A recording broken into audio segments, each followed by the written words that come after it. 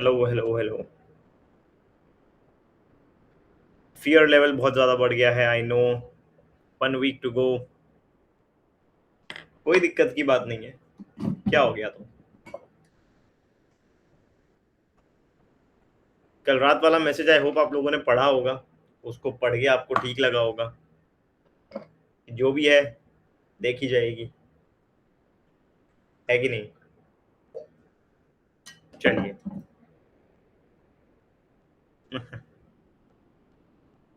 कोई नहीं, चलो फटाफट चीज़ों को कवर करते हैं। चैट में बंद करता हूँ। Let's not waste any time. ठीक है, फटाफट अपना काम करते हैं। जो टॉपिक्स हैं उनको कवर करते हैं और आफ्टर कवरिंग द टॉपिक फिर बात करेंगे। ठीक है, जैसा भी रहता है। और मोस्टली जो आपके मार्च अप्रैल मई के जो इम्पोर्टेंट टॉपिक्स हैं वो एक मतलब मैक्सिमम मैंने इस पीडीएफ में कवर कर दिए हैं। आई थिंक कुछ टॉपिक्स एक बार शायद मैं और पढ़ाऊंगा।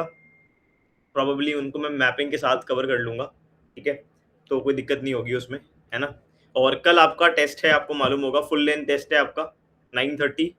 फुल लेंथ टेस्ट वो करंट अफेयर बेस्ड नहीं होगा, कंप्लीटली फुल लेंथ होगा। उसमें स्टैटिक भी होगा, करंट भी होगा, सारी चीज़ें होंगी।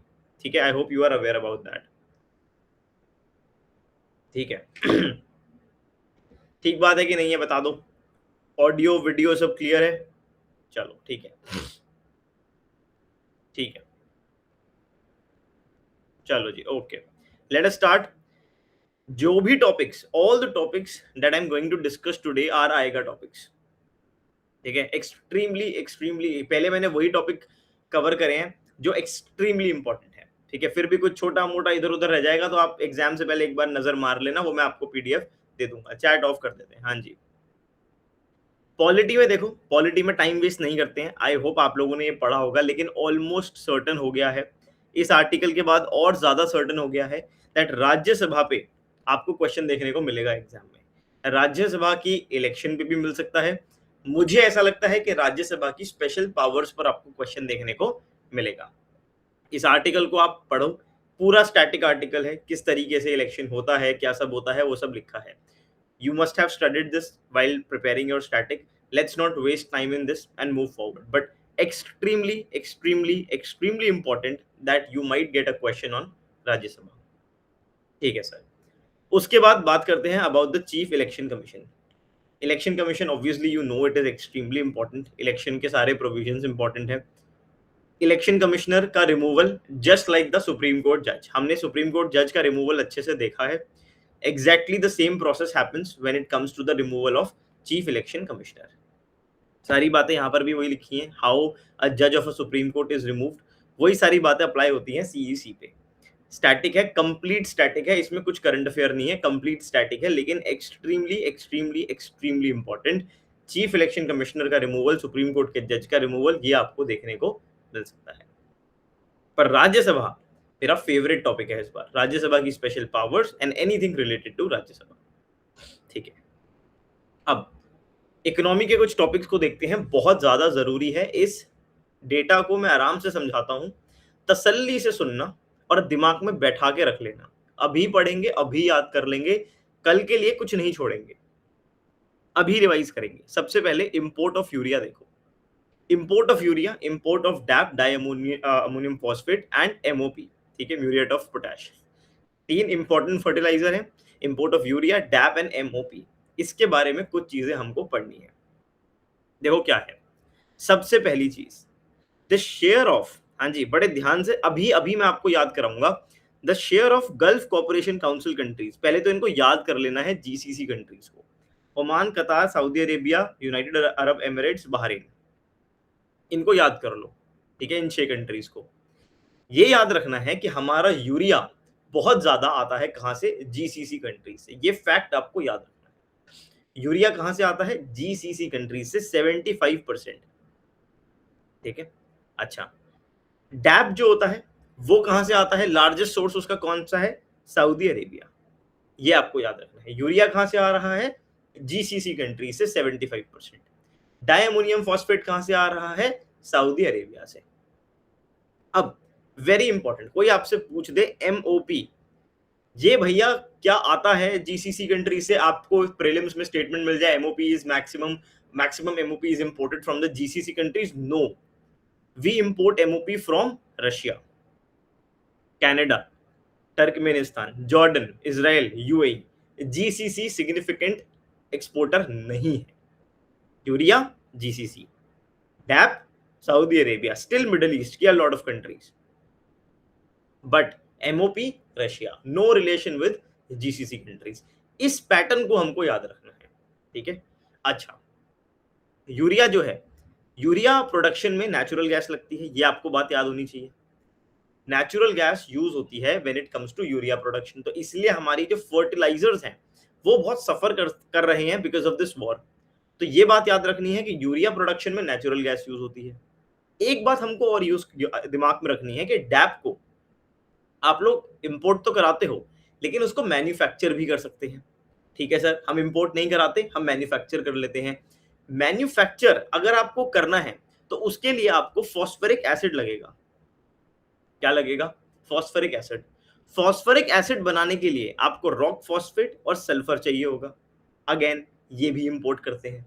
तो अगर आप ये चाहो कि आप डोमेस्टिक डैप का प्रोडक्शन कर लो तो भी नहीं हो सकता, क्योंकि डैप की प्रोडक्शन के लिए जो रॉ मटेरियल्स यूज होते हैं आप उसको भी इंपोर्ट करते हो। तो यूरिया, डैप, एमओपी के बारे में कुछ ये पैटर्न्स आपको याद रखने हैं। सबसे सिग्निफिकेंट बात है एमओपी।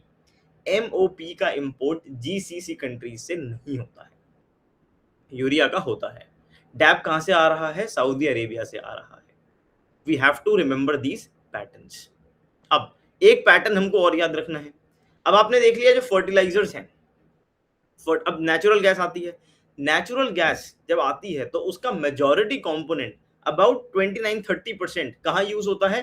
फर्टिलाइजर सेक्टर में। तो आपको नेचुरल गैस का यूज केस देखना है कि नेचुरल गैस आपकी किस चीज में यूज हो रही है, ठीक है। अब एक पैटर्न और याद रखना है, ये बड़ा इंपॉर्टेंट पैटर्न है। जो स्ट्रेट ऑफ हॉर्मूज है उस पर आपकी डिपेंडेंस कैसे है? सबसे ज्यादा डिपेंडेंस एलपीजी की है। इस फैक्ट को याद रखना। स्टेट ऑफ हॉर्मूज से क्या आ रहा है? सबसे ज्यादा एलपीजी आ रहा है, फिर एलएनजी आ रहा है, और फिर लास्ट में क्रूड ऑयल है। तो कोई आपसे पूछ ले कि सबसे ज्यादा dependence on state of Hormuz is for crude oil, no, it is for LPG. इसीलिए एलपीजी सेक्टर सबसे ज्यादा सफर किया। अभी आपने देखा होगा रिसेंटली जो रेस्टोरेंट्स वगैरह हैं उनके पास एलपीजी सिलेंडर ही नहीं थे, ठीक है। अच्छा, हम एलपीजी के लिए 60% इंपोर्ट डिपेंडेंट है। आई नो थोड़े फैक्ट्स हैं, मगअप करने पड़ेंगे, बस पैटर्न्स को याद करो, पैटर्न्स को याद करो, ठीक है, कि कौन सी चीज कहां से आ रही है, क्या जो बिल्कुल जो इंपॉर्टेंट फैक्ट्स हैं मैंने वो निकाल के यहाँ पे रखे हैं, ठीक है। सबसे इंपॉर्टेंट ये है स्ट्रेट ऑफ हॉर्मूज पे डिपेंडेंस कैसे है। सबसे ज्यादा एलपीजी, फिर एलएनजी, फिर क्रूड ऑयल, ठीक है। 60% एलपीजी आप इंपोर्ट करते हो। जो आप नेचुरल गैस इंपोर्ट करते हो वो सबसे ज्यादा यूज होती है फर्टिलाइजर सेक्टर में। अच्छा, एलएनजी का देख लो, 50% तो आप डोमेस्टिकली प्रोड्यूस कर लेते हो एलएनजी को, लेकिन वैसे कहां से आती है? कतर से आती है। बट ठीक है, इसको फिर भी इतना इंपॉर्टेंट नहीं है, बट ये बहुत इंपॉर्टेंट है, स्टेट ऑफ हॉर्मूज पे डिपेंडेंस। ये बहुत इंपॉर्टेंट है कि एमओपी जीसीसी कंट्री से नहीं आता है। जीसीसी कंट्रीज के नाम बहुत इंपॉर्टेंट है। नेचुरल गैस यूज होती है फर्टिलाइजर में, ये बात इंपॉर्टेंट है। टैप को अगर आप खुद मैन्युफैक्चर करोगे तो भी आपको इंपोर्ट डिपेंडेंस देखनी पड़ेगी, ये इंपॉर्टेंट है। एमओपी कहां से आ रहा है? रशिया से आ रहा है, ठीक है। ये कुछ पैटर्न्स हैं जो हमको थोड़ा मगअप करने पड़ेंगे। उसके बाद स्ट्रैटेजिक पेट्रोलियम रिजर्व के बारे में बात करते हैं। स्ट्रैटेजिक पेट्रोलियम रिजर्व, आपदा के टाइम पर जो पेट्रोलियम रिजर्व्स काम आएंगे वो कहां स्टोर होते हैं? तो सबसे पहले इंडिया के जो स्ट्रैटेजिक पेट्रोलियम रिजर्व्स हैं उनको मैनेज कौन करता है? Indian strategic petroleum reserves limited. कौन मैनेज करता है? Indian strategic petroleum reserve limited. ये एक स्पेशल पर्पस व्हीकल है, ठीक है, होली ओन्ड सब्सिडी है ऑयल इंडस्ट्रियल डेवलपमेंट बोर्ड की। इतना याद नहीं रखना, बट आपको मालूम होना चाहिए Indian strategic petroleum reserve limited आपके स्ट्रैटेजिक पेट्रोलियम रिजर्व्स को मैनेज करता है। रटना ही है, भूलना ही नहीं है। अभी हमारी जो मेन 3 फैसिलिटीज हैं वो कहाँ पर हैं? विशाखापट्टनम में है आंध्र प्रदेश, मंगलुरु कर्नाटका, पडूर कर्नाटका। ये आपको याद करना है। इसमें हमारे पास 9.5 डेज की अप्रोक्सीमेटली क्रूड ऑयल होता है। एडिशनल फैसिलिटीज भी बन रही हैं। कहाँ बन रही हैं? चांदीखोल ओडिशा, पडूर में ही एक्सपेंशन हो रही है। उसी के साथ बीकानेर, राजकोट वगैरह में भी हम देख रहे हैं कि एसपीआर रिजर्व्स को स्टोर करा जाए। आईईए क्या बोलता है? आईईए बोलता है कि 90 डेज का आपके पास स्ट्रैटेजिक रिजर्व होना चाहिए। हमारे पास सिर्फ 9.5 डेज का अप्रोक्सीमेटली होता है, पर इन 3 नामों को हम बिल्कुल भी नहीं भूलेंगे।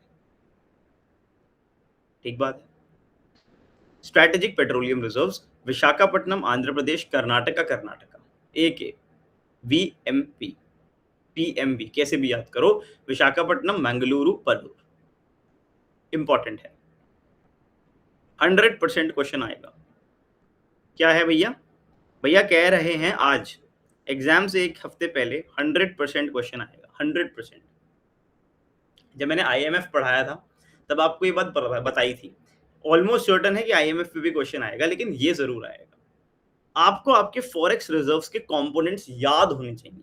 क्या होने चाहिए? याद होने चाहिए। फॉरेन करेंसी एसेट्स होते हैं, गोल्ड होता है, स्पेशल ड्राइंग राइट्स आपको मालूम होगा, मैंने आईएमएफ में पढ़ाया था। आपका जो आईएमएफ का कोटा होता है उसके अगेंस्ट आपको मिलते हैं। और रिजर्व ट्रांसपोजिशन आपका वो कोटा का परसेंटेज जो आप बिना किसी कंडीशन के, कोई कंडीशन नहीं होती, बिना किसी कंडीशन के आप उसको यूज कर सकते हो, रिजर्व ट्रांसपोजिशन।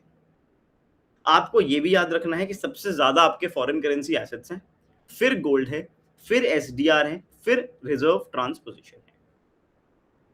ठीक है, बिल्कुल 100% मुझे लग रहा है इस पे क्वेश्चन आएगा। फॉरेक्स रिजर्व्स के कंपोनेंट्स कौन से हैं, सबसे ज्यादा कौन सा है? ठीक है, अब जब आपका रुपी बहुत ज्यादा फॉल हो रहा होता है, रुपी फॉल कब होगा? जब इन्वेस्टर्स भाग रहे हैं, यस या नो? जब वो कह रहे हैं कि भाई डॉलर दो, ये अपना हम जा रहे हैं बाहर निकल के, ठीक है?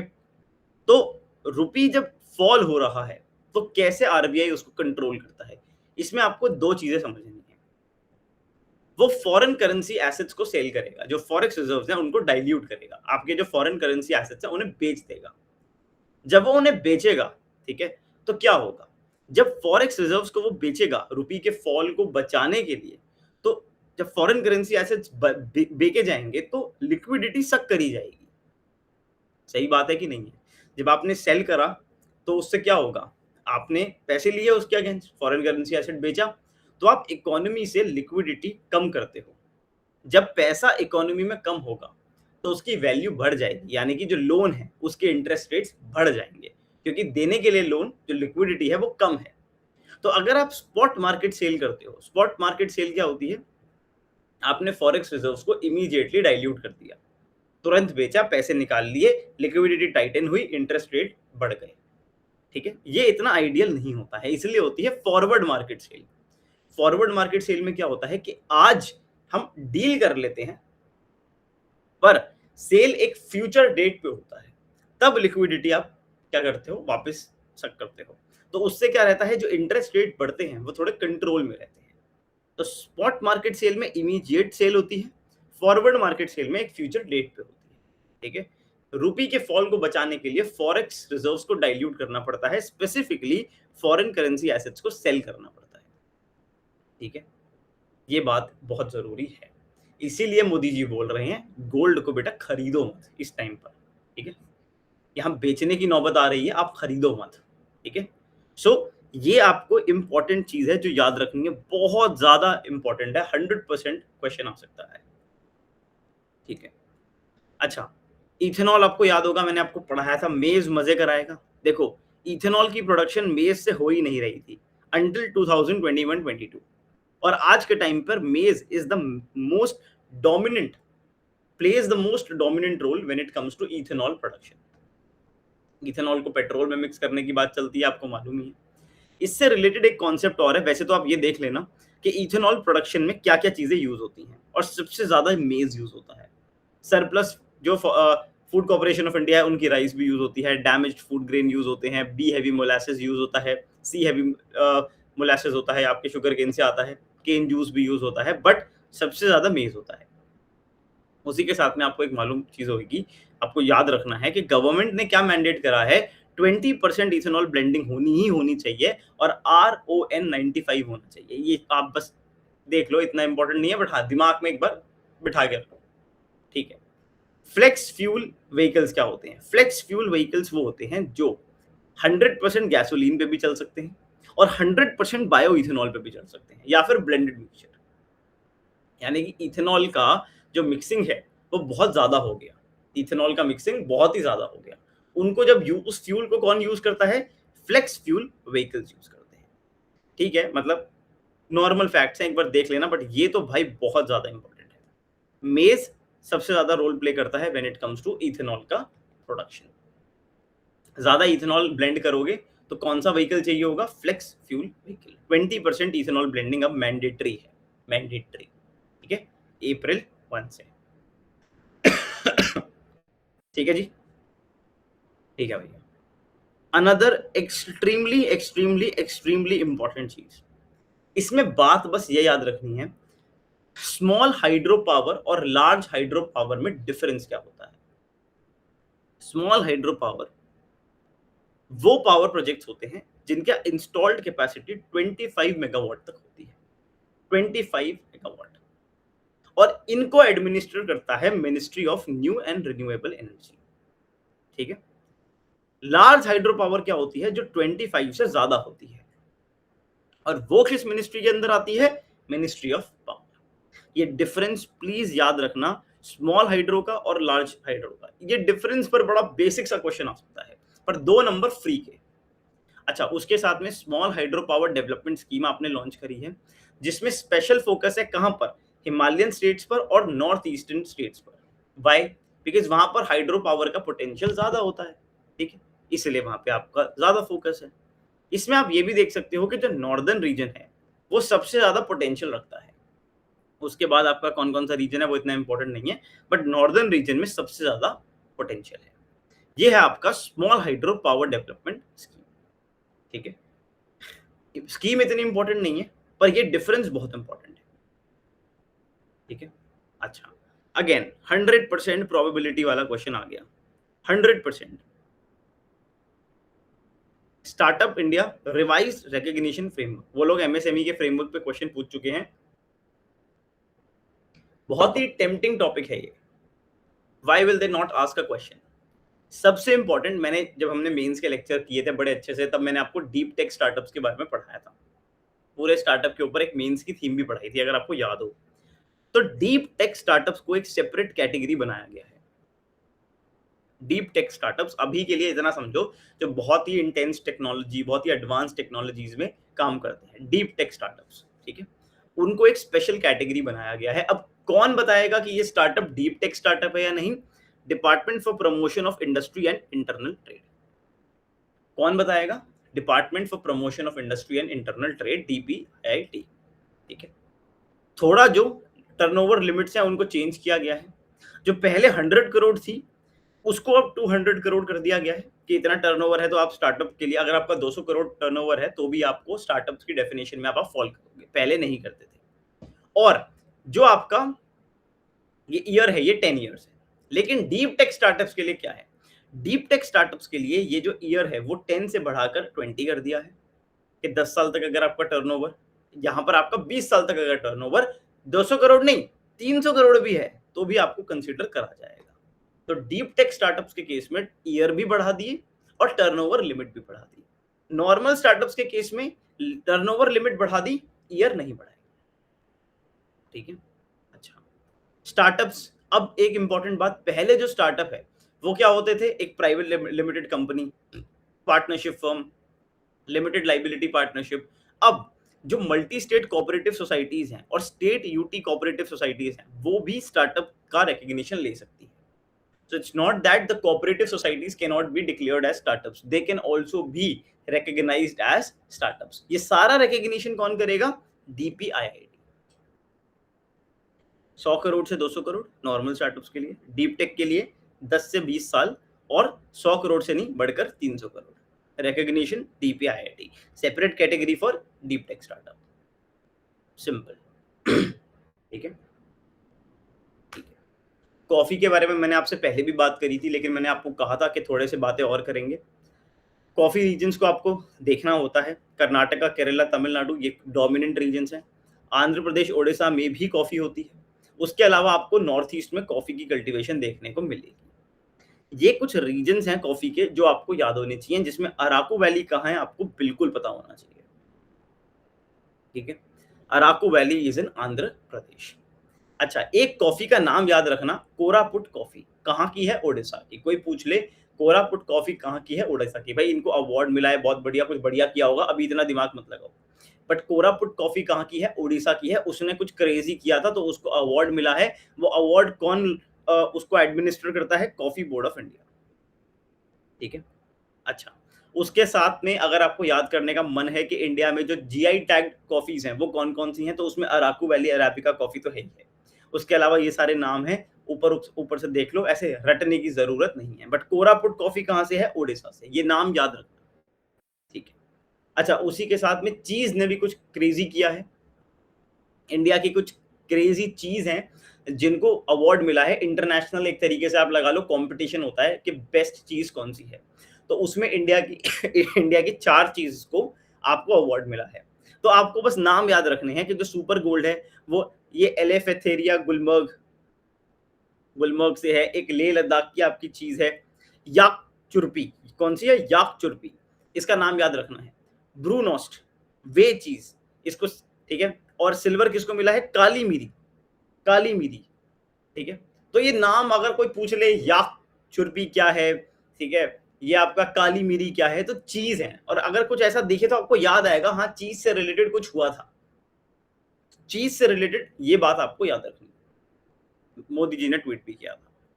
पता नहीं अंदर से गट फीलिंग आ रही है कि जो आपकी महारत्ना कंपनीज हैं, महारत्ना कंपनीज हैं, उनके ऊपर यूपीएससी क्वेश्चन पूछ सकता है कि which of the following are Maharatna companies. पता नहीं क्यों, बस एक बार मन करे तो एक बार गो थ्रू कर लो। बड़े टाइम से इस पे क्वेश्चन आया नहीं है, आ सकता है। ठीक है, ठीक है भैया, ये भी हो जाएगा। ये आपको याद है मैंने लास्ट ईयर भी पढ़ाया था। अब ये फिर से इंपॉर्टेंट हो गया है। क्यों इंपॉर्टेंट हो गया है? क्योंकि टर्टल्स ट्रेल्स इनिशिएटिव लॉन्च हुआ है। अब सबसे पहले तो आपको टर्टल और टॉर्टोइज में डिफरेंस मालूम होना चाहिए। भाई देखो, टर्टल होता है जो होता है, टॉर्टोइज के बस की कुछ नहीं होता है। Because all tortoise are turtles but not all turtles are tortoise. ये तो रटना पड़ेगा। सारे टर्टल टॉर्टोइज टर्टल्स होते हैं, लेकिन सारे टर्टल्स टॉर्टोइज नहीं होते। दोनों में डिफरेंस क्या होता है? पहली बात तो दोनों ही रेप्टाइल्स होते हैं, कोल्ड ब्लडेड होते हैं। कोल्ड ब्लडेड, कोल्ड ब्लडेड कहाँ है? Tortoise are cold blooded. ठीक है, टर्टल्स भैया एक्वेटिक होते हैं। ये लोग फ्रेश वाटर में भी रहते हैं, मरीन वाटर में भी रहते हैं। मतलब सी वाटर में भी दिखेंगे आपको, फ्रेश वाटर में भी दिखेंगे, पर पानी में दिखेंगे टर्टल। टॉर्टोइज कहाँ दिखेंगे आपको? जमीन पे दिखेंगे, टेरेस्ट्रियल होते हैं। ठीक है, टर्टल्स कहाँ होते हैं? Marine and fresh water ecosystem में। टर्टल्स की लाइफ छोटी होती है। कैसे याद करेंगे? जो पूरा टाइम स्विमिंग करते रहेंगे, पूरा टाइम स्विमिंग करते रहेंगे, उनकी लाइफ कम होगी। टॉर्टोइज जो चिल करता है जमीन पर, उसकी लाइफ तो 80 से लेके 150 साल होती है। They are elder. ठीक है, अच्छा, ये स्विमिंग वगैरह करते हैं, टॉर्टोइज अपना जमीन पर रहते हैं।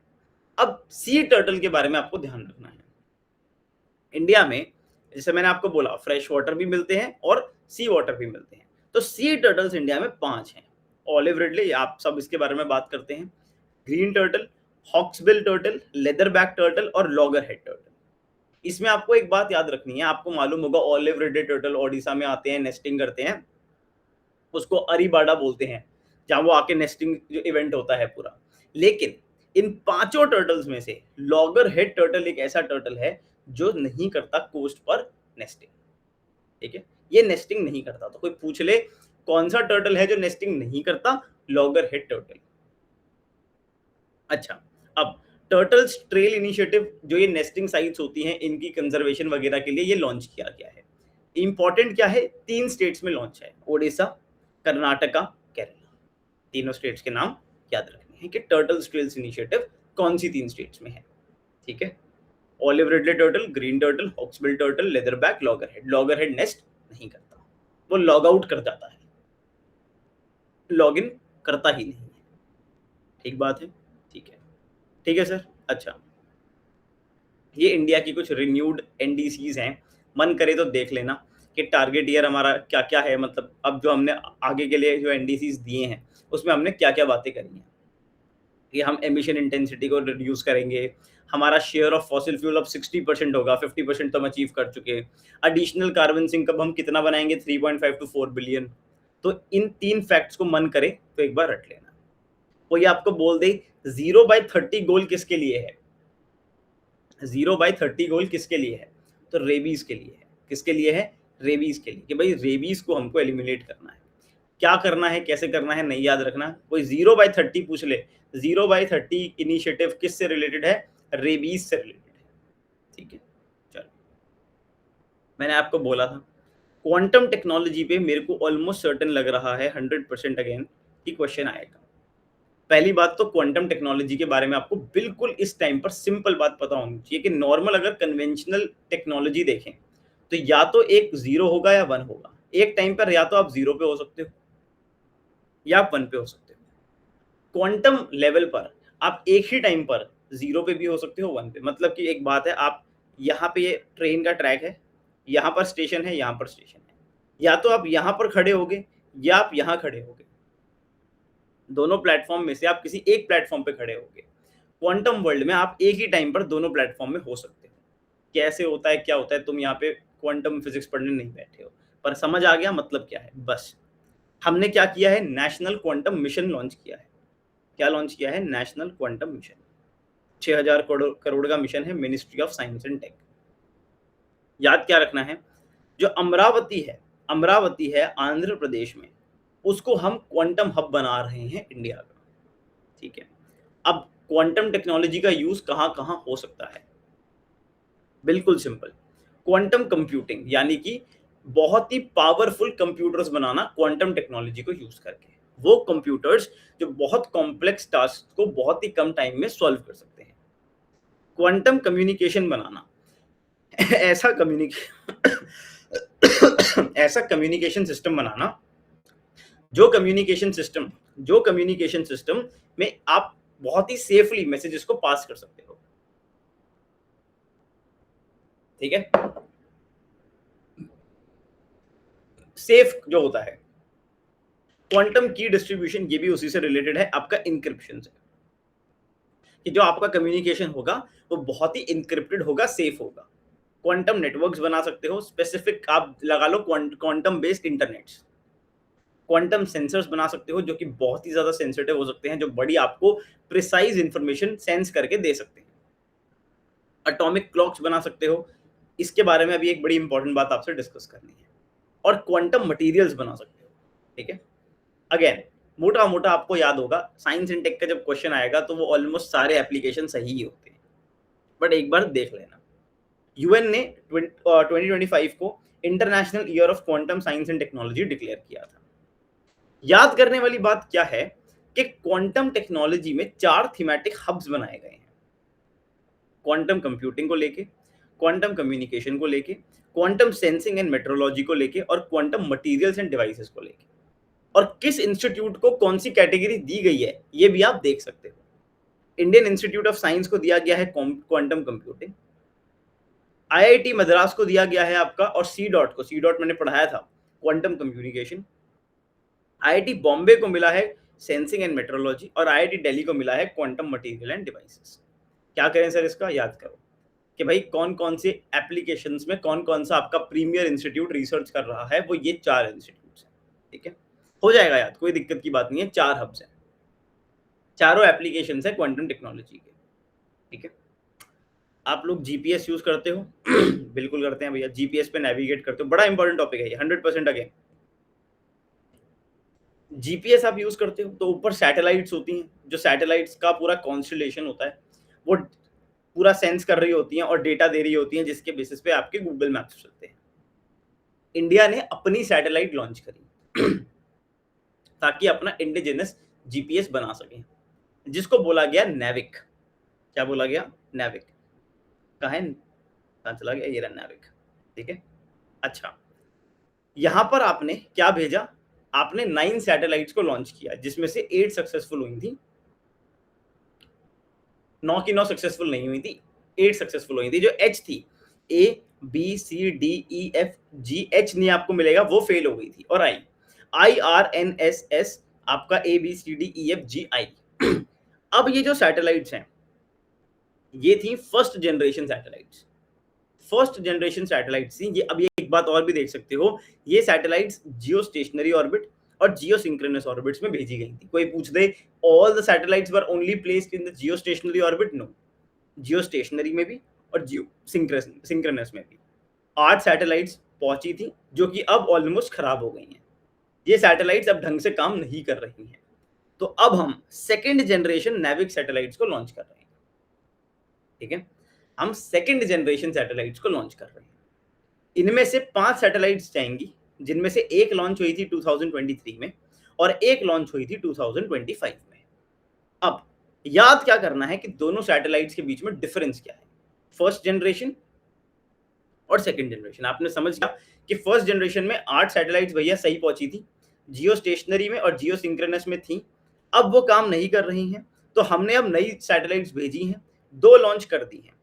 एक बात आपको याद रखनी है, टोटल ये 5 हैं। इन सैटेलाइट्स में indigenously developed rubidium atomic clock है। क्या है? रुबिडियम एटॉमिक क्लॉक, जो कि इसरो ने डेवलप करी है। इनकी मिशन लाइफ भी लॉन्गर है, पहले वालों की 10 इयर्स थी, इनकी 12 इयर्स है। एंड ये सेंड करते हैं सिग्नल्स को 3 फ्रीक्वेंसी बैंड्स में, थर्ड फ्रीक्वेंसी L1 और L5 और S में। मत समझो, बस ये याद रखो कि हाँ कुछ अपग्रेड है। इसमें 3 फ्रीक्वेंसीज हैं, पहले में 2 थी, अब एक एटॉमिक क्लॉक ऐड हो गई है जो रुबिडियम बेस्ड है और इसरो ने डेवलप करी है। पहले 10 साल थी लाइफ, अब 12 साल है। 5 सैटेलाइट जाएंगी, 2 लॉन्च हो गई है। यहीं से एक बात आती है कि कौन कौन सी कंट्रीज के पास अपना जीपीएस है। 4 कंट्रीज हैं, ये यूपीएससी क्वेश्चन पूछ भी चुका है। यूएस के पास है, रशिया के पास है, यूरोपियन गैलीलियो है और चाइनीज बेदो है। ठीक है, ये भी अपना पूरा सैटेलाइट सिस्टम प्रोवाइड करते हैं, जो भी है। ठीक है, तो ये भी एक बार को आपको देखना है। ठीक है, मतलब ये टॉपिक और आई थिंक नहीं, बैटरी स्टोरेज पहले पढ़ा देता हूँ, क्योंकि फिर 2 टॉपिक्स तो ऑलमोस्ट पेपर लीक है।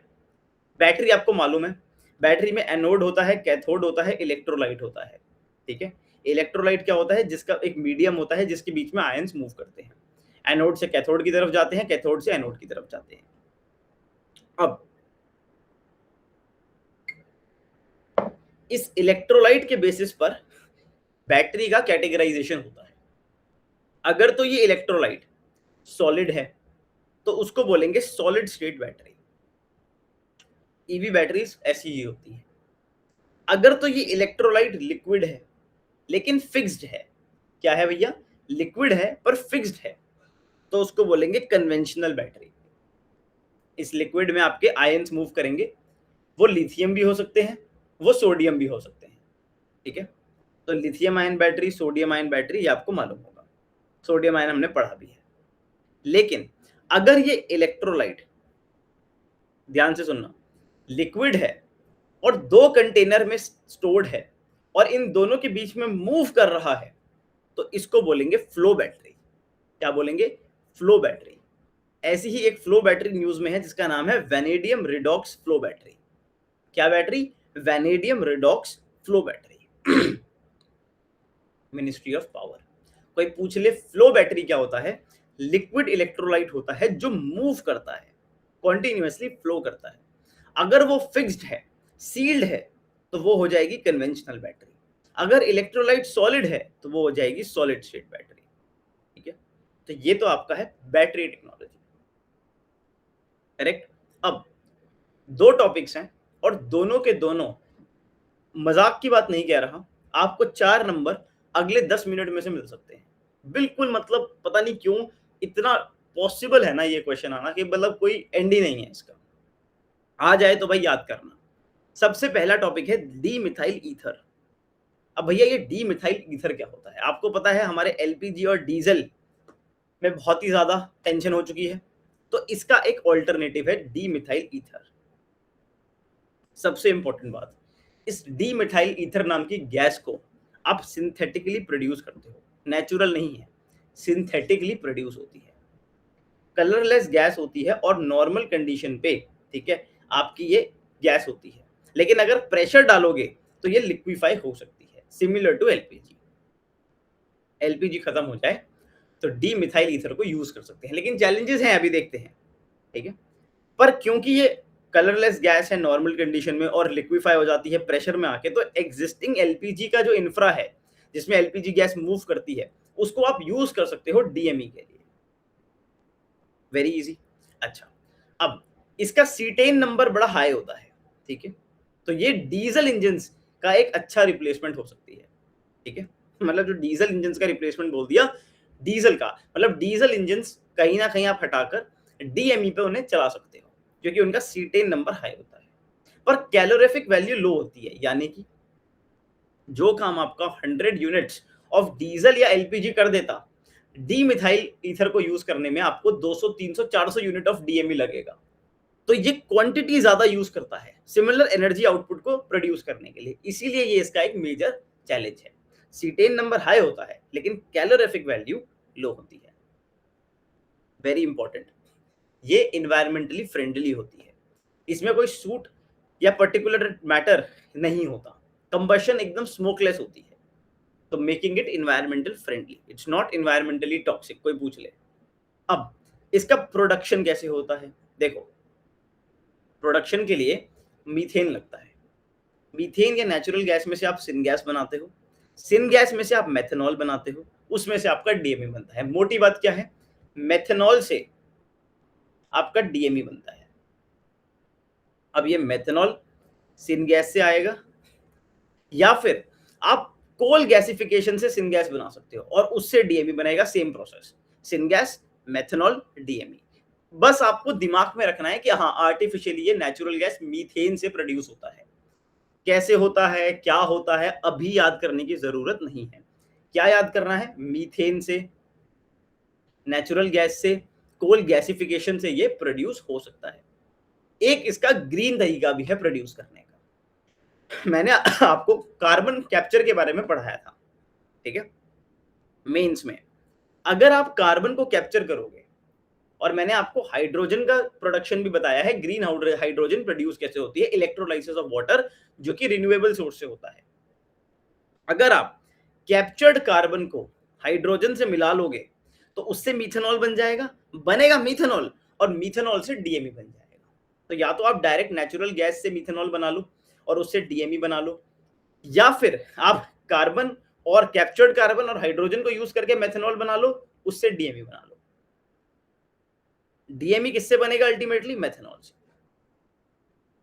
मिथेल इकोनॉमी प्रोग्राम को नीति आयोग भी चला रहा है और हमने एक 100% डीएमई पे रन करने वाला ट्रैक्टर बनाया है, ठीक है। जो मैंने बोला था ना डीजल इंजन डीएमई पे भी चल सकते हैं, तो वो बात। तो डीएमई क्या है, D methyl ether, extremely extremely extremely important. अच्छा चलो, डी मिथाइल ईथर भी कोई पढ़ा देगा, लेकिन इंजन टेक्नोलॉजी, भाई इस पर अगर क्वेश्चन आ गया, खासकर कि RAM jet, scrum jet, jet engine में क्या डिफरेंस होता है, तो सब लोग क्या करोगे, चैट में बताओ क्या करोगे। चलो, और अभी तक ये भी बता दो जीवन सब सुखद है, सब कोई दिक्कत परेशानी तो नहीं है। चलो हवन करेंगे भाई, मेरे को पूरा यकीन है कि इंजन टेक्नोलॉजी भाई, क्योंकि बड़ा स्ट्रेटेजिक चीज है, ठीक है, कि भैया ने बोला था इंजन टेक्नोलॉजी पे क्वेश्चन आएगा। और ध्यान से सुनना अब इंजन टेक्नोलॉजी क्या होती है, क्योंकि थोड़ा सा समझोगे बात पकड़ में आ जाएगी। देखो क्या है, देखो इंजन टेक्नोलॉजी, पहले समझो कि जेट इंजन काम कैसे करते हैं। बड़े आराम से अभी आपको जितना एग्जाम के लिए इंपॉर्टेंट है याद करा दूंगा। समझ लो ये एक इंजन है, समझ लो ये एक इंजन है। इंजन में जब इंजन यूज किस लिए होता है, थ्रस्ट जनरेट करने के लिए होता है। जो भी चीज में आपने इंजन लगाया है, रॉकेट में लगाया, प्लेन में लगा दिया, मिसाइल में लगा दिया, इंजन क्या करेगा, इंजन उस ऑब्जेक्ट को जिसमें आपने इंजन लगाया है उसको आगे चलाएगा। यहां तक कोई कंफ्यूजन नहीं होना चाहिए, ठीक है। और ये आगे कैसे चलता है, जब इंजन थ्रस्ट जनरेट करता है, यानी कि धक्का देता है। सवाल ये है थ्रस्ट जनरेट कैसे होता है। थ्रस्ट जनरेट होता है जब एयर, जिसमें ऑक्सीजन होता है, वो क्या होती है, कंप्रेस होती है। मैंने ए ब्रैकेट में सी लिखा है, ऐसे थोड़ा ढंग से लिखते हैं। सबसे पहले एयर होगी, ठीक है, एयर इस इंजन के अंदर आएगी, वो एयर कंप्रेस होगी, क्या होगी, कंप्रेस, सी, पिचकाई जाएगी, दबाई जाएगी, कुछ भी बोल लो, वर्ड कंप्रेस होगी। कंप्रेस होने के बाद कंप्रेस्ड एयर में फ्यूल ऐड होगा, क्या ऐड होगा, फ्यूल ऐड होगा।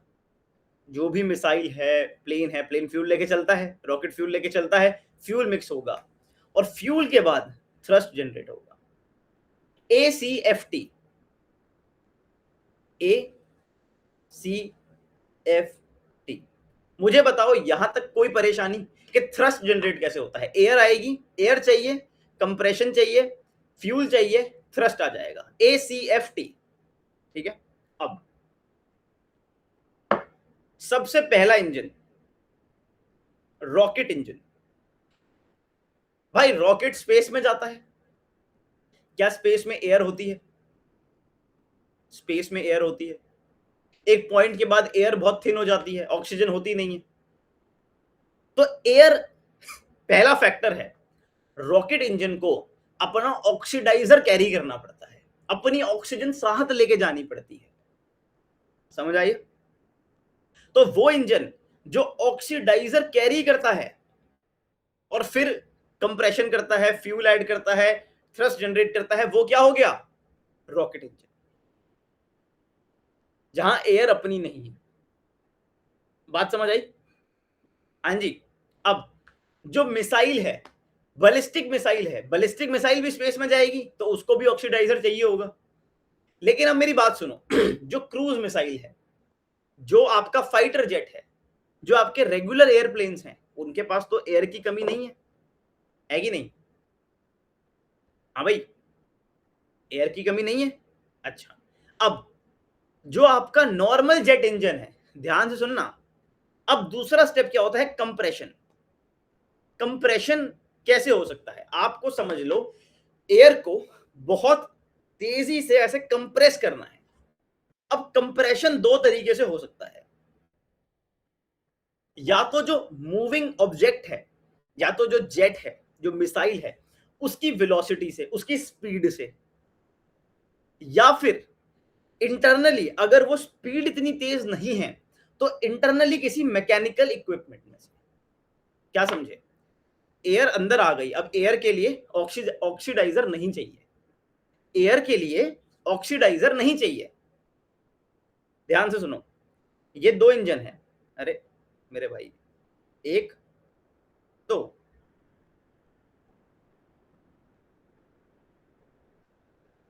इस इंजन में एयर जा रही है पर धीरे जा रही है, तो यहां पर कंप्रेशन करने के लिए एक मैकेनिकल इक्विपमेंट चाहिए होगा, एक फैन या कुछ इस तरीके का कुछ इक्विपमेंट चाहिए होगा जो इसको कंप्रेस करेगा। तुम्हें इतना समझना है, एक मैकेनिकल प्रोसेस होगा, जो एयर अंदर आएगी वो उस मैकेनिकल प्रोसेस से कंप्रेस होगी, फिर उसमें फ्यूल ऐड होगा और थ्रस्ट जनरेट होगा। समझ आई? अगर मैं बोलूं ये ऑब्जेक्ट इतना तेज चल रहा है कि एयर बहुत ही हाइपर स्पीड से अंदर आ रही है, और जो वो स्पीड है जिससे वो ऑब्जेक्ट चल रहा है और जो एयर जिस तेजी से अंदर आ रही है, वो ऑटोमेटिक कंप्रेशन हो रहा है बिना किसी मैकेनिकल इक्विपमेंट में से, और उसके बाद वही fuel plus technology, oh sorry, fuel and then thrust. तो क्या आपको इन दो बातों में डिफरेंस समझ आया कि कंप्रेशन या तो मैकेनिकल होगा या ऑटोमेटिक होगा? जब मैकेनिकल कंप्रेशन होता है, इसको बोलते हैं जेट इंजन। क्या बोलते हैं? Jet engine. जो आप रेगुलर प्लेन में बैठते हो उसमें यही होता है, इनफैक्ट फाइटर एयरक्राफ्ट में भी यही होता है, ठीक है। ये टर्बो फैन हो सकता है, टर्बो प्रॉप हो सकता है, अलग अलग होते हैं, वो आपको याद नहीं करना कैसे अलग अलग जेट इंजन काम करते हैं। एयर अंदर आ रही है, किसी मैकेनिकल चीज से वो कंप्रेस हो रही है, फिर उसमें फ्यूल ऐड हो रहा है, तो उसको बोलेंगे जेट इंजन। अब अगर ऑब्जेक्ट इतना तेज है कि भाई एयर इतनी तेजी से हिट कर रही है कि समझे कि कंप्रेशन के लिए कोई मैकेनिकल इक्विपमेंट की जरूरत ही नहीं है, तो इसको बोलेंगे रैम जेट इंजन। क्या बोलेंगे? RAM jet engine. अच्छा, अब रैम जेट और स्क्रैम जेट में क्या डिफरेंस है? बस स्पीड का डिफरेंस है। जो आपका रैम जेट इंजन है वो बात करता है आपकी सुपरसोनिक स्पीड पे, यानी कि आप देखोगे मैक 5 तक, मैक 2 से मैक 5 तक। स्क्रैम जेट में सिर्फ स्पीड का डिफरेंस होता है कि जो कंबशन होता है वो ऑटोमेटिक ही होता है, लेकिन लेकिन ये मैक 5 से ऊपर अगर हो जाए तो वो स्क्रैम जेट हो जाता है। हाइपरसोनिक मिसाइल्स जो होती हैं, हाइपरसोनिक मिसाइल्स, उसमें कौन सा इंजन लगेगा? Scrum jet. जो आपकी क्रूज मिसाइल है जैसे कि ब्रह्मोस, उसमें कौन सा इंजन है? Ramjet. Fighter aircraft, normal jet aircraft में कौन सा इंजन है? Jet engine. Ramjet, scramjet are kind of missile engine. बात समझ आई? अब एक छोटी सी बात और याद रखना, एक बात बताओ, इस स्क्रैमजेट और रैमजेट इंजन को काम करने के लिए इस ऑब्जेक्ट को स्पीड पे लाना जरूरी है कि नहीं है? अगर ऑब्जेक्ट स्पीड पे नहीं है तो रैमजेट और स्क्रैमजेट इंजन काम नहीं करेगा, है ना? तो इसीलिए इसीलिए जब भी मिसाइल्स में स्क्रैमजेट और रैमजेट इंजन लगते हैं तो इनिशियल इनिशियल कंबशन के लिए एक प्रोपेलेंट बूस्टर होता है। ठीक है, पहले एक सॉलिड प्रोपेलेंट बूस्टर होता है जो एक स्पीड अचीव करवा देता है, और उसके बाद, ठीक है, उसके बाद आपका रैमजेट इंजन काम करता है। मुझे ये बताओ, स्क्रैमजेट रैमजेट एकदम सेम है, बस स्पीड का डिफरेंस है। रैमजेट मैक 2 से mach 5, scramjet mach 5 and above. और डीआरडीओ ने स्क्रैमजेट इंजन डेवलपमेंट में बड़ा माइलस्टोन अचीव किया है। अब पढ़ोगे सब समझ आएगा। देखो क्या लिखा है, Ramjet engines are air breathing engines that use the forward motion of the vehicle to compress incoming air without using rotating compressor. Example BrahMos. कोई पूछ ले ब्रह्मोस में कौन सा इंजन है? रैमजेट है। हाइपरसोनिक मिसाइल में कौन सा होगा? स्क्रैमजेट। क्या जेट इंजन एयरक्राफ्ट रफेल के अंदर स्क्रैमजेट इंजन है? नहीं, जेट इंजन है, जिनके अलग अलग टाइप्स होते हैं वो आपको नहीं जानने। टर्बो जेट होता है, टर्बो फैन, आपने देखा होगा किसी के आगे वो पंखा सा लगा होता है, किसी में नहीं होता, किसी में ऐसा एक कोनिकल ऑब्जेक्ट होता है। तो you don't have to go into the details of jet engine, but you have to understand what is a rocket engine, jet engine, missile engine. Exactly, बिल्कुल सत्यम। ठीक है, क्रूज मिसाइल रैमजेट पे होती है, अगर हाइपरसोनिक बना दी तो स्क्रैमजेट, वो रॉकेट में आएगा। हर्ष, ठीक है जी, तो ये बात हो गई। अच्छा, अब आगे चलते हैं। ठीक है, नहीं नहीं, 5th जनरेशन एयरक्राफ्ट में भी आपको स्क्रैमजेट और रैमजेट नहीं मिलेगा। ठीक है, अच्छा, उसके बाद आपको मालूम होगा सीएपीएफ न्यूज में था, आपको मालूम होना चाहिए। बड़ा सिंपल सा क्वेश्चन आ जाएगा, मुंह उठा के हेलो में आ गया। सेंट्रल आर्म्ड पुलिस फोर्सेज में कौन कौन सी फोर्स आती है? ठीक है, Assam rifles, BSF, CISF, CRPF, ITBP, NSG, सशस्त्र सीमा बल।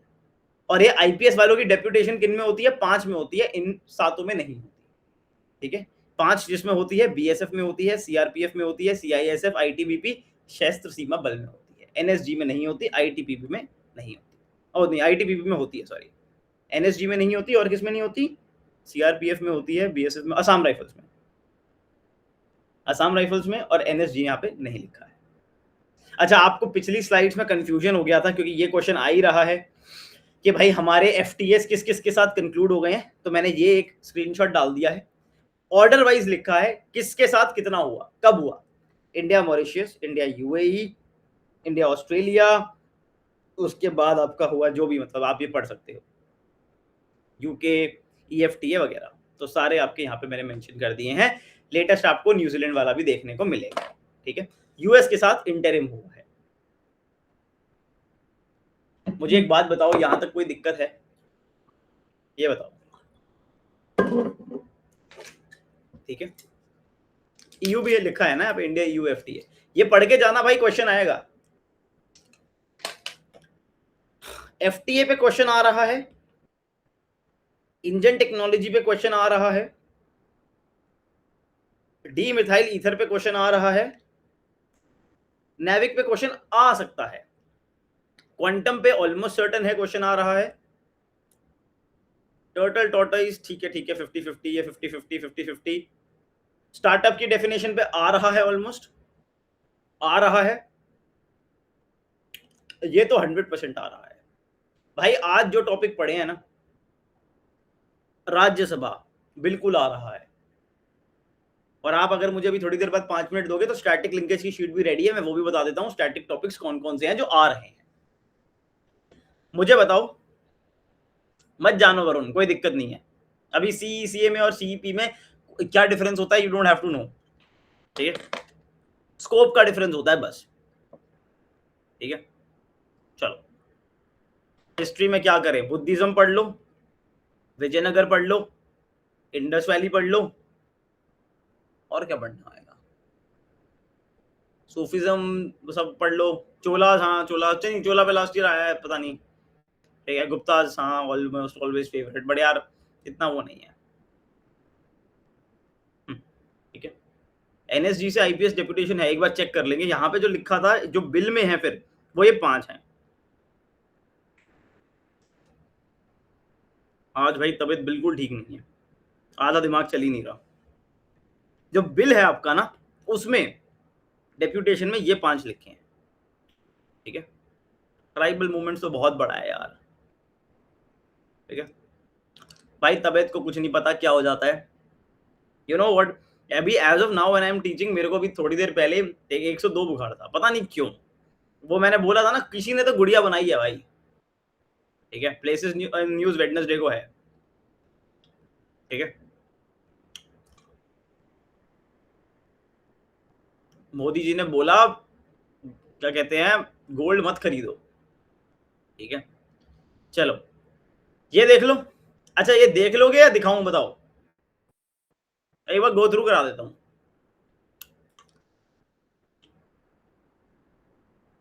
यस यस यस, दिखा दो थोड़ा, ठीक है, तो आज तबीयत बिल्कुल ठीक नहीं है, बट ठीक है एक बार दिखा देते हैं। हाँ। अच्छा, CEC हमने कवर कर लिया, चलो अब चैट बंद करते हैं। चीफ इलेक्शन कमिश्नर का रिमूवल पता है यार, ये एक अच्छी न्यूज थी। फ्रंटियर नागालैंड टेरिटोरियल अथॉरिटी, ये आपके 8 नागा ट्राइब्स थे, 6 डिस्ट्रिक्ट्स ऑफ नागालैंड, जो कह रहे थे कि भाई हमें अपनी स्टेट बनानी है, ठीक है, लेकिन अब उन्हें ऑटोनॉमी दी गई है फाइनेंशियल और administrative, without disturbing article 371A। एक सेकंड देना, ठीक है। अच्छा, पैसिव यूथेनेशिया मेंस का टॉपिक है, एथिक्स का टॉपिक है, प्रीलिम्स में नहीं आएगा, बट मैंने लिख दिया है, एक बार देख लेना। वो एक, ये आपको मालूम होगा, हरीश राणा नाम का एक पर्सन था जिनका ट्रीटमेंट विद्रॉ कर दिया, ही डाइड। तो पैसिव यूथेनेशिया, आपको एक्टिव यूथेनेशिया मतलब कि इंजेक्शन देके मार दो, पैसिव यूथेनेशिया मतलब जो ट्रीटमेंट चल रहा है, ट्रीटमेंट रोक दो, बंदा खुद मर जाएगा, तो ये है। एक्टिव यूथेनेशिया इंडिया में लीगल नहीं है। मिशन कर्मयोगी एक बार देख लेना, ये आपको पता है, आप ही लोग जो सिविल सर्वेंट्स बनेंगे, आपकी कैपेसिटी बिल्डिंग के लिए होता है। यहाँ पर आपको इसको इंप्लीमेंट करने के लिए 5 बॉडीज होती हैं, prime ministers public human resource council, cabinet secretariat coordination unit, capacity building commission, special purpose vehicle. ये स्पेशल पर्पस व्हीकल इंपॉर्टेंट है, कौन सा है, कर्मयोगी भारत। ये IGOT डिजिटल प्लेटफॉर्म को मैनेज करता है, और प्रोग्राम मैनेजमेंट यूनिट, ठीक है। इकोनॉमिक स्टेबलाइजेशन फंड बनाया गया है, कितने का है याद कर लो, 1 लाख करोड़ का, फिस्कल डिसिप्लिन को मेंटेन करने के लिए। मर्चेंटाइज ट्रेड इंडाइसिस को एक बार देख सकते हो, रिलीज कौन करता है, director general of commercial intelligence and statistics under the ministry of commerce and industry. Fiscal health index किसने निकाला है, नीति आयोग ने। एक्सटर्नल कमर्शियल बोरिंग्स क्या होती हैं, बाहर से जो लोन्स लेते हो, लोन्स रेगुलेट कौन करता है, RBI under the FEMA act. एक ऑटोमेटिक रूट होता है, एक अप्रूवल रूट होता है, ये सही है। RBI की integrated ombudsman scheme, ombudsman scheme क्या होती है, ओम्बड्समैन क्या होता है भाई, ये वो होता है जो आपके ग्रीवियंस को एड्रेस करता है। अब ये कॉम्पनसेशन दे सकता है अप टू 30 लाख, और कोई लिमिट नहीं है, कितने का भी डिस्प्यूट है आप इसके सामने ला सकते हो, कंप्लेंट किसके अगेंस्ट हो सकती है? एनबीएफसी, जिसमें आपकी हाउसिंग फाइनेंस कंपनीज भी इंक्लूडेड हैं, प्राइमरी डीलर्स भी इंक्लूडेड हैं, banks, prepaid payment instrument issuers, और सबसे इंपॉर्टेंट क्रेडिट इंफॉर्मेशन कंपनीज। एक लाइट हाउस बना है नेशनल वाटरवे 2 पे, इसको देख लेना। प्रोजेक्ट हिमांग किसका है? बीआरओ का है। जोहा राइस असम की जीआई टैग्ड राइस है। कुछ राइस वैरायटीज के नाम आप देख सकते हो, काला नमक, कतरनी, गोविंदो भोग, बादशाह भोग, कोरापुट, कोरापुट कॉफी भी थी, कोरापुट काला जीरा राइस है, वायनाड जीरा कसाला, गांधा कसाला, सीरगा सांबा, कहां कहां से हैं एक बार ऊपर ऊपर से देख लेना। आत्मनिर्भरता इन पल्सेस सेंट्रली स्पॉन्सर्ड स्कीम है। इसमें फोकस किन 3 पल्सेस पे है? तुर, उरद, मसूर, ये बात याद रखनी है। एक साथ ही पोर्टल है, पल्सेस बाय सीजन आप देख सकते हो, खारिफ पल्सेस कौन सी होती हैं, राबी और समर पल्सेस कौन सी होती हैं। भारतीय इनिशिएटिव इंपॉर्टेंट है, आपदा का है, एग्रीकल्चरल एंड प्रोसेस, ये आपका agricultural and processed food products export development authority, जो एग्री फूड स्टार्टअप्स होते हैं उनको प्रमोट करने के लिए, उनको सपोर्ट करने के लिए। डायरेक्टरेट ऑफ रेवेन्यू इंटेलिजेंस किसके अंडर आता है? Central board of indirect taxes and customs, ministry of finance. आपकी एक रिलीफ स्कीम है, किसके लिए है? एक्सपोर्टर्स के लिए है। ऑरेंज इकोनॉमी क्या होता है, कोई पूछ ले? क्रिएटिव सेक्टर्स जो होते हैं। कंज्यूमर जस्टिस रिपोर्ट किसने निकाली थी? इंडियन जस्टिस रिपोर्ट में। वाधवन पोर्ट आपको मालूम होगा, आपका एक डेवलपिंग मेजर पोर्ट है। कहां पर है भाई? आपका महाराष्ट्र में। आपका एक इंटरनेशनल कंटेनर ट्रांसशिपमेंट पोर्ट है, गालाथिया बे में है, ग्रेट निकोबार आइलैंड में। 12 आपके ऑपरेशनल हैं, 2 एडिशनल हैं जो मेजर पोर्ट्स हैं। नागोया प्रोटोकॉल आपका एक स्टैटिक टॉपिक है, इसको जरूर देख लेना।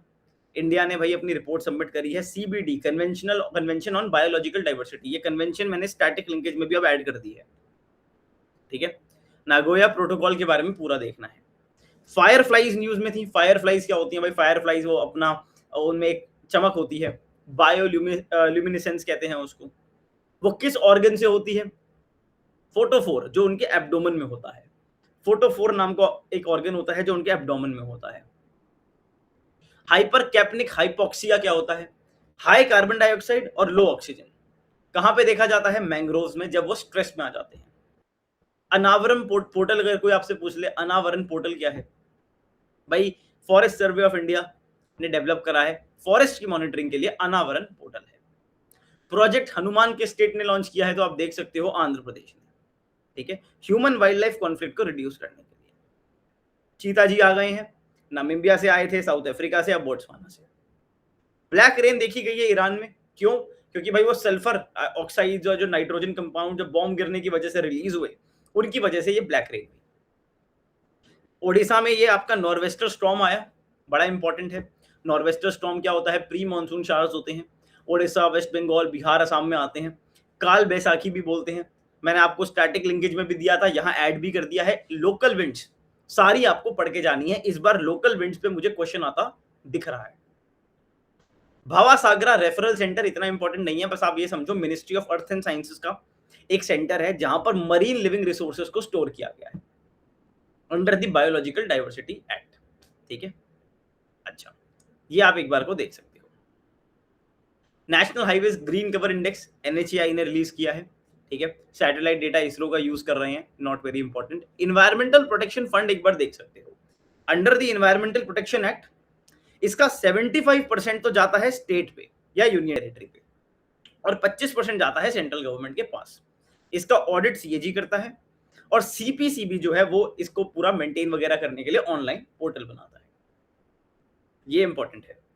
आपका एक कैमल सस्टेनेबिलिटी इनिशिएटिव लॉन्च करने की बात हो रही है, ministry of fisheries, animal husbandry और डेयरी इस काम को करना चाह रही है। इंडिया में कैमल की ब्रीड्स कौन कौन सी हैं एक बार देख सकते हो। बीकानेरी, जैसलमेरी, मेवाड़ी, ये आपको राजस्थान में मिलेंगे। खड़ाई पे यूपीएससी ने क्वेश्चन पूछा था, गुजरात में मिलेंगे। और very important, 2 humped bactrian camels, ये कहां मिलेंगे? लद्दाख में मिलेंगे। State of global climate report कोई पूछ ले, वर्ल्ड मेट्रोलॉजिकल ऑर्गेनाइजेशन।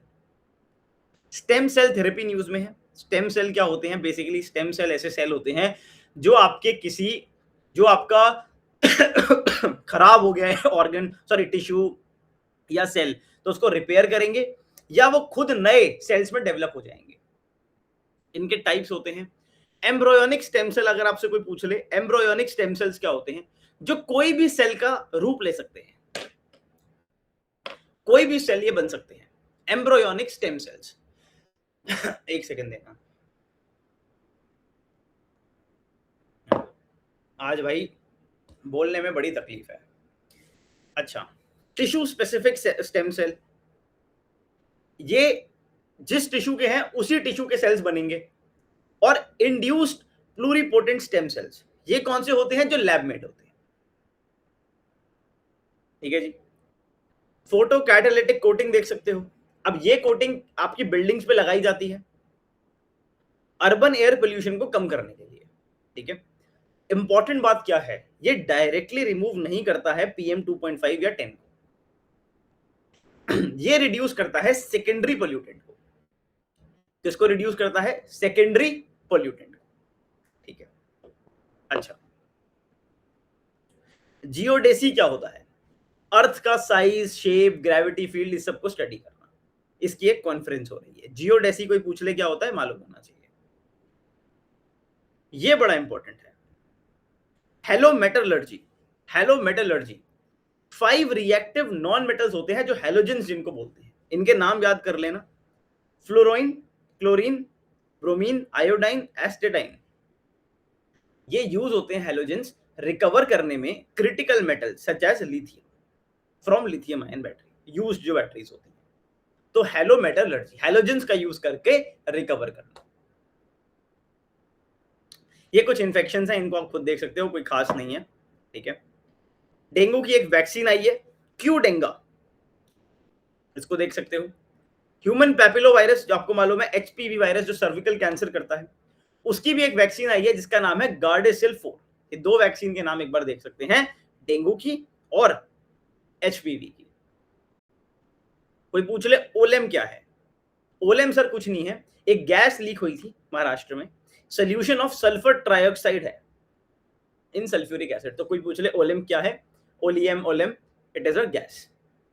इकोफिक्स, 3 बातें याद रखनी है, रोड रिपेयर के लिए और मेंटेनेंस के लिए एक चीज है, स्टील स्लैग से बनती है और कोल्ड मिक्स टेक्नोलॉजी का यूज करके बनती है, हॉट मिक्स टेक्नोलॉजी नहीं यूज होती। इस पर यूपीएससी ने PYQ पूछा हुआ है, रोड में पॉटहोल वगैरह हो जाए उसको फिक्स करने के लिए। डीसैलिनेशन प्लांट्स, समुद्र का पानी फ्रेश वाटर बनाने के लिए। Commission on status of women एक बार देख सकते हो, मिशन वत्सल्य देख सकते हो, ministry of women and child development का ये पूरा इनिशिएटिव है, इसमें 3 प्रोग्राम्स आते हैं, बच्चों पे फोकस होता है। ठीक है, स्माइल स्कीम में, स्माइल स्कीम इंपॉर्टेंट है, इसके 2 कंपोनेंट्स हैं, एक ट्रांसजेंडर के लिए है, एक बेगिंग के लिए है। तलाश इनिशिएटिव कोई पूछ ले क्या है, ट्राइबल स्टूडेंट्स के लिए है जो एकलव्य मॉडल स्कूल में पढ़ रहे हैं। हमने ट्राइबल्स के ऊपर पूरी थीम करी हुई है, ये उसके ऊपर है। ठीक है, आवाज आ रही है, एक बार चैट ऑन कर देते हैं। हाँ जी बताइए। ठीक है, उसके अलावा IR में कुछ खास नहीं है। ठीक है, 3 सीज इनिशिएटिव है, 3 सीज कौन से हैं, बाल्टिक सी, एड्रियाटिक सी, ब्लैक सी। राइसीना डायलॉग आपको मालूम होगा, ORF कराता है along with ministry of external affairs, काफी पॉपुलर है। कुर्ड्स एक कम्युनिटी है, कहां कहां मिलती है देख लो। कुर्ड्स जो होते हैं टर्की में मिलते हैं, इराक में मिलते हैं, सीरिया में मिलते हैं, अर्मेनिया में मिलते हैं। United Nations convention on the laws of seas हमने बहुत अच्छे से पढ़ा है, US इसका सिग्नेटरी नहीं है।